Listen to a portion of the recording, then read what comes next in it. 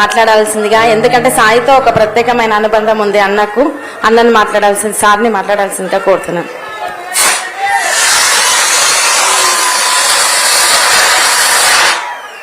జోహార్ సాయి చంద్, జోహార్లు తెలంగాణ మరవీరులకు.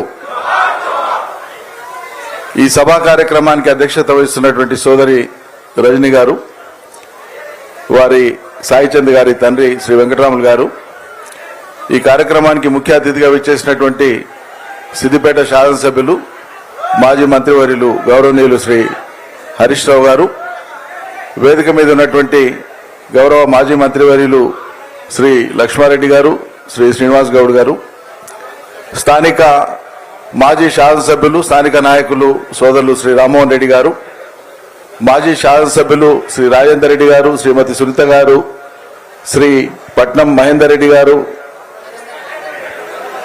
పట్నం నరేందర్ రెడ్డి గారు, జయపాల్ యాదవ్ గారు,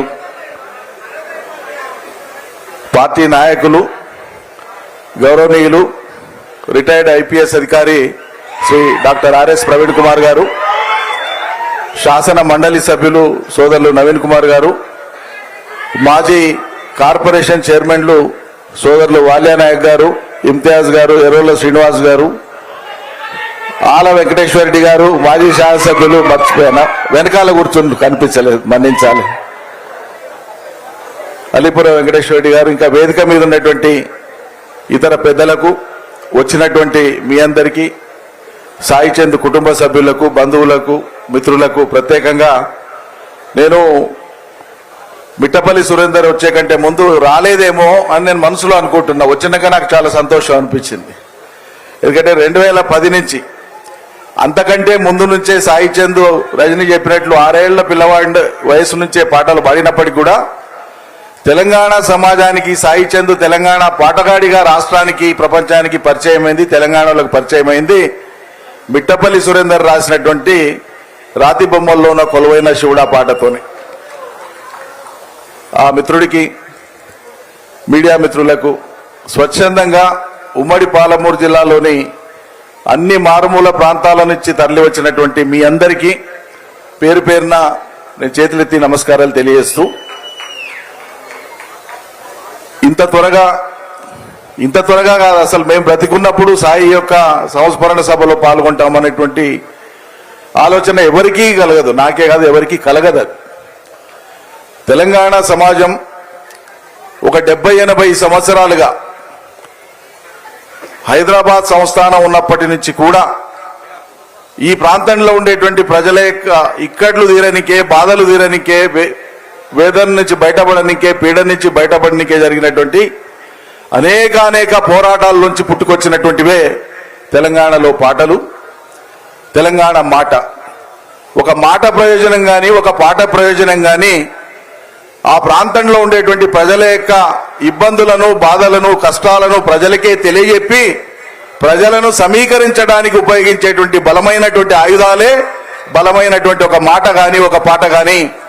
అటువంటి ఏకకాలంలో ఒక పాటను, ఒక మాటను సంధించి ప్రజల్ని ఆలోచింపజేయగలిగినటువంటి ఒక సంహార శక్తి కలిగినటువంటి ఒక అద్భుతమైనటువంటి కవి, రచయిత, గాయకుడు, బ్రహ్మాండమైన వక్త, ఏకకాలంలో బహుముఖీనంగా ప్రజలకు సందేశం ఇవ్వగలిగినటువంటి ఒక అద్భుతమైనటువంటి యువకుడు.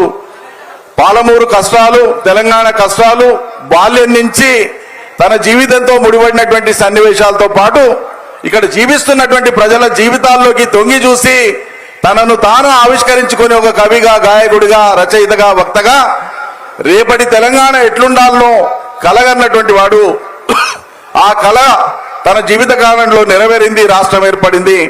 కానీ సంపూర్ణంగా ఈ ప్రాంత ప్రజలకు ఒనగూరాల్సినటువంటి శాశ్వత ప్రయోజనాలు ఒనగూరేటువంటి ఒక క్రమం, అభివృద్ధి క్రమం కేసీఆర్ నాయకత్వంలో సాగేటువంటి క్రమంలో ఇంకా ముందు మనం సాధించవలసినవి చాలా ఉన్నాయి.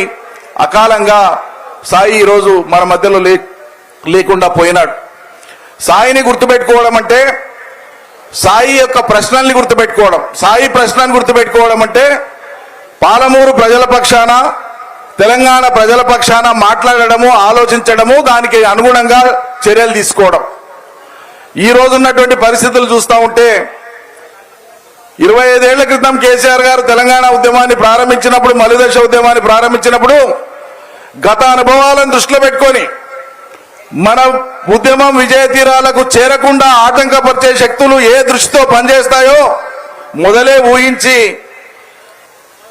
ఇక్కడ ఒక శాంతియుత పద్ధతిలో రాజ్యాంగబద్ధంగా మా పోరాటం నడుస్తుందని చెప్పినట్లే చేసి భారతదేశ ఉద్యమాల చరిత్రకు ఒక నూతన అధ్యాయాన్ని, ఒక నూతన పంథాను పరిచయం చేసింది తెలంగాణ ఉద్యమం కేసీఆర్ నాయకత్వాన. ఎక్కడ ఏ రకమైన ఘటనలకు ఆస్కారం ఇయ్యలే. తెలంగాణ వ్యతిరేక శక్తులు ఎన్ని రకాలుగా కుట్రలు పన్ని, ఎన్ని రకాలుగా రెచ్చగొట్టి ఈ నేల మీద ఉంటూనే ఇక్కడ మనకు వ్యతిరేకంగా సభలు పెట్టి, సమావేశాలు పెట్టి, టీవీల డిబేట్స్ పెట్టి, మీడియా పేరు మీద తెలంగాణ వ్యతిరేక శక్తులు ఆనాడు సాగించినటువంటి కుట్రలన్నీ మనకు తెలుసు.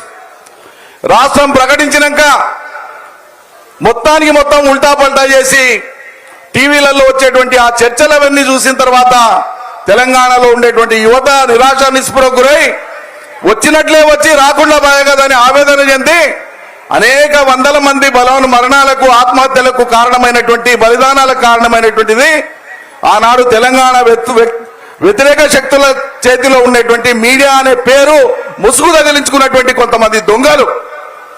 అయినా మనం భరించినాం. లక్ష్యం ముందుంది, గొప్పది, తాత్కాలికంగా ఇవి ఉంటాయని భరించినాం. అందరం దుఃఖాన్ని మింగినాం. మన పిల్లల్ని పోగొట్టుకున్నాం. రేపటి పిల్లల కోసం, రేపటి తరం కోసం బాధలు అనుభవిద్దాం అనుకున్నాం. రాష్ట్రం సాధించినాం. 10 ఏళ్ల కాలంలో ఎక్కడ కూడా ఎవరికి మనల్ని అవహేళన చేసిన వాళ్ళని కానీ, అవమానించిన వాళ్ళని కానీ, ఇబ్బంది పెట్టిన వాళ్ళని కానీ ఏ ఒక్కరిని కూడా ముట్టుకోలే, ఎవరిని పల్లెత్తు మాటలే, ఎక్కడ ప్రతీకార చర్యలు తీసుకోలే. దక్షిణాఫ్రికాలో ఈ సారూప్యత చెప్తాను నేను.